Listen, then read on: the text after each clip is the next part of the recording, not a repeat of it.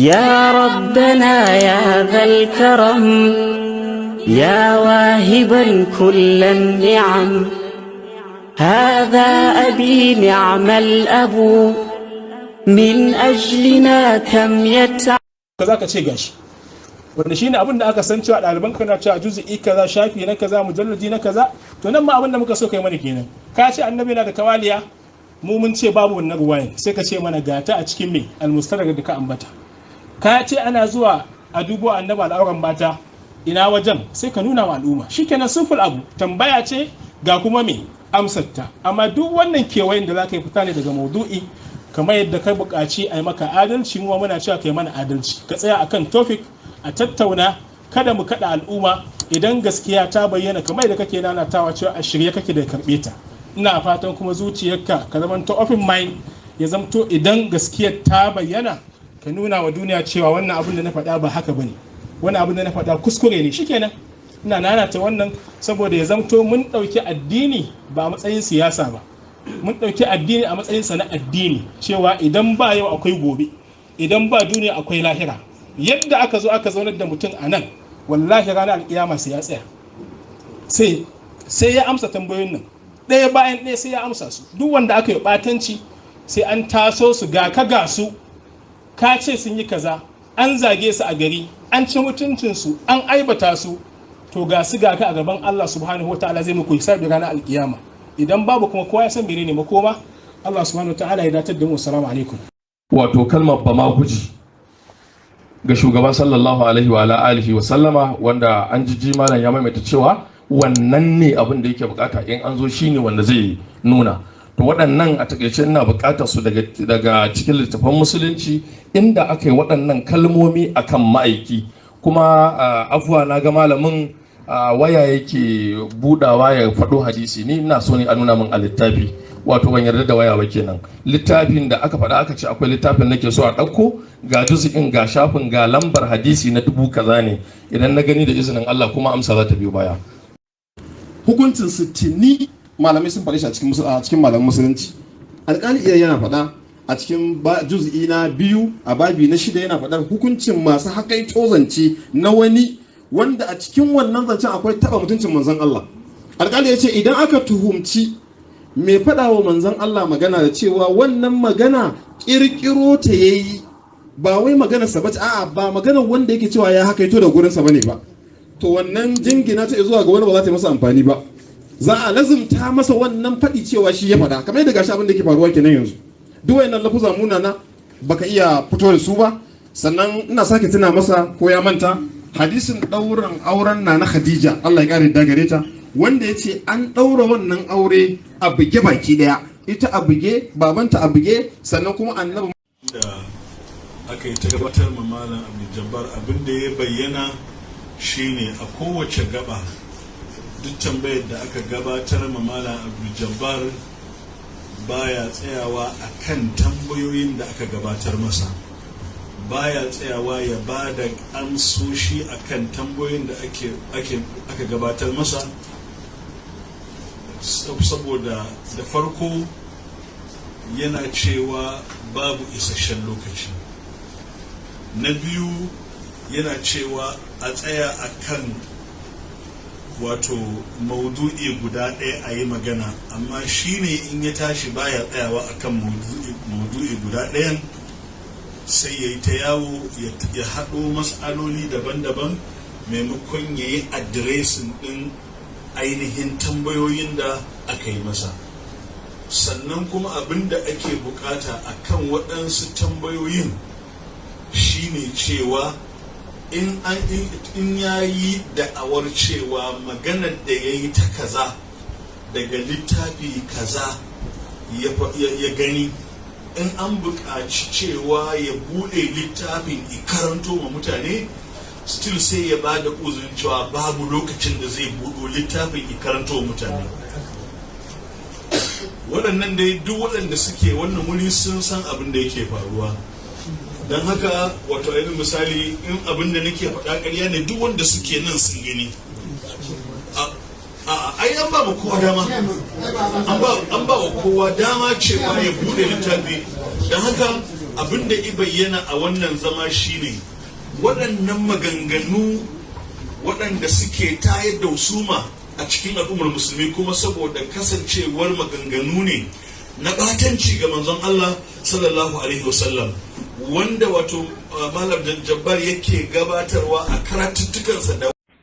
Na'am, assalamu alaikum warahmatullah. Abin da ke wakana yanzu haka a wurin zamar mukabala, duk da mun sanar cewa an iyakance adadin mutanen da gaba daya ake so su shiga wurin, kowa ya duba hotunan zai ga karamin ɗakin taro ne. Na biyu, an addade an ba da tag, shi kwamishina Baba Impossible shi ya ba da tag na shiga, shine alamar cewa an baka damar ka shiga wurin. Akwai adadin mutane wanda mun faɗa cewa bangaren izala ahlus sunna muna da malam Rabi Umar Rijiyar Lemu,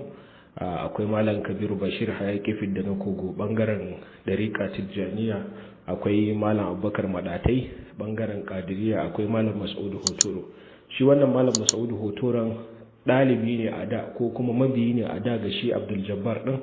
wanda in ba a manta ba shekarun baya can sun taba zaman mukabala da shi da malam Kabiru Bashir game da ra'ayi da abubuwan da Abdul Jabbar yake karewa, shi malam Mas'udu Hotoron yake karewa. Daga baya ya fahimci cewa abinda Abdul Jabbar din yake ciki yake kai ƙarya ce, ya tsallake ya gudu ya bashi. A karen yanzu haka maganar da ake yi akwai recording, ana ɗaukar karatu, ana ɗaukar mukabalar, amma ba za a sa ta kai tsaye ba. In an gama akwai gidajen TV da talabijin da za su haska, wanda daga ciki akwai namu na Sunna TV da sauran wasu gidajen TV da talabijin kamar su African TV da sauransu. Don haka in an gama zaman, kowa ya je ya dako, insha Allah za a sanar lokacin da za a sa mukabalar, kowa ya saurara. Bayan an fara taron, Professor Salisu Shehu shine alƙalin da gwamnati ta sa ta yarda ya alƙalancin. An zo an zauna, Dr. Rabi Umar Rijiyar Lemo ya yi ma Abdul Jabbar tambaya, ya gama da bidibinsa dai bai iya bashi amsa ba. Haka Dr. Malam Kabiru Bashir Abdulhamid Hayaki Fidda na Kogo ya yi masa tambaya, shi ma ya kasa ba da amsa, ya sake kunna masa muryarsa abin da ya faɗi, ya kasa ba da amsa. Haka nan aka tafi mataki na uku, aka kunna mashi abubuwan da ya faɗi a kaset, nan ma ya kasa cewa komai, sai ya sa doka ya ce tunda ba za a yi masa adalci ba wai yanzu dole a koma a sa masa karatuttukan, a kafa masa hujja da abin da aka kai ma gwamnati ana tuhumar shi akai. Shi alkali ya yarda da haka, kuma malaman ma suka yarda da haka. Aka dawo aka danna masa wasu daga cikin abubuwan da ya faɗa. Daga ciki shine an tambaye shi game da kwartanci da ya nasaba mu Annabi sallallahu alaihi wasallam, nan ma ya kasa ba da amsa. So karshe dai littattafai da ya zo da su sama da 500 an kasa buɗe ko ɗaya har yanzu, saboda ya ga abin da ya faɗa ya kasa kare su. To yanzu haka Malam Kabiru Bashir ya sake komawa yi masa tambaya akan hadisin da ya ce Annabi sallallahu alaihi wasallam ya yi kwartanci, wa iyazun billah. Haka nan shi ma ya kasa cewa komai. Yanzu haka shi wannan Malam Mas'udu Hotoron shi yake masa tambaya, kuma ana nan ana tsiye shi, amsoshi suna gagara faɗi, ballantana a buɗe littattafai.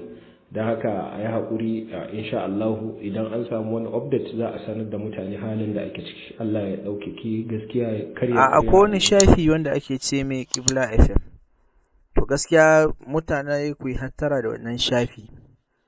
Shafin nan mummunan shafi ne da baya goyon bayan gaskiya sai dai ƙarya. A koda yaushe za ku ga yana goyon bayan 'yan shi'a ne. Saboda haka ko a yau din nan ya dinga razanar da al'umma, irin cewa ga Abdul Jabbar nan ya taho da littattafai kusan guda 1000 kaza saboda ƙarfin hujjan shi, saboda shi mai gabatar da rahoton shi Fuad kenan, shi kankin kansa bai san me yake yi ba. Tunda ya sanya ma kansa Qibla FM, to ya kamata ya dinga balancing ne akan abubuwa. Misali, ya zamto yana ba da kariya ga, in ba dai ba ma Abdul Jabbar din kariya kenan, yana ba shi kariya, sannan kuma ta bangaren ahlus sunna su ma yana ba su kariya. In dan ahlus sunna ne ya bugo waya yana magana, to shi a lokacin zai zama mai ba Abdul Jabbar kariya kenan. A lokacin da kuma wannan ya taho, misali ɗan Abdul Jabbar ɗin ɗan Ashabul Kafi suka taho, to a lokacin shi zai zama mai ba ma sunna kariya ne. Haka ɗan jarida yake ƙa'idansa. Wannan shine ƙa'idan aikin jarida, ba wai irin yanda yake yi ba yana shirme, yana goyon bayan ɓangare ɗaya, wanda kuskure ne a aikin jarida. Kuma ya yi ta ƙoƙari don ya nuna ya sa zukatan al'umma su raurawa, wanda kuma abin da bai gane ba, tarin littattafai ba su bane wai mutum yana da ƙarfin hujja ba. Za ka iya ganin mutum da tarin littattafai, amma kuma ba zai iya kare kansa ba. Ila littafi ɗaya ma za a zo mai da shi, insha Allah sai ga an kare shi. So ya kamata in dai har haka zai ci gaba, to maimakon ya sa Qibla FM ɗin, to yana iya juya sai ya ce Shi'a FM, saboda aikin da yake aikin 'yan Shi'a ne. Sabanin misali ire-iren gidajen misali talbiji irin namu, mu mun riga mun nuna ga ɓangaren da muke, kamar irin su Sunna TV su da sauransu da to duk wannan ai an san wani ɓangare suke. Amma duk wanda ya nuna misali shi ba ɓangare ɗaya yake ba, to abin da ya kamace shi zai dinga balancing ne a tsakanin waɗancan da waɗancan. Amma shi Fuad ɗin gabaki ɗaya sai dai kawai ya yi abin da zai razana al'umma, ya tsorata al'umma, ya kuma nuna ma al'umma ya nuna ma al'umma irin kamar ɓangare ɗaya ne ke da nasara baki ɗaya, wanda kuma shi abu ba haka ba ne. Allah muke roƙo da ya sa sunna ta ɗaga, Allah muke roƙo da ya sa ya tabbatar da mu akan sunna annabi Muhammad sallallahu alaihi wasallam. Allah muke roƙo da ya sa a tashi taron lafiya. Allah muke roƙo kuma da ya ɗaga sunna, ya karya bid'a, ya kuma karya shi'a. Wannan shine fatan mu.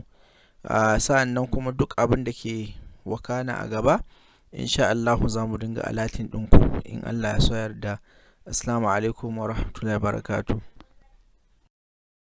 يا ربنا يا ذا الكرم يا واهبا كل النعم هذا أبي نعم الأب من أجلنا كم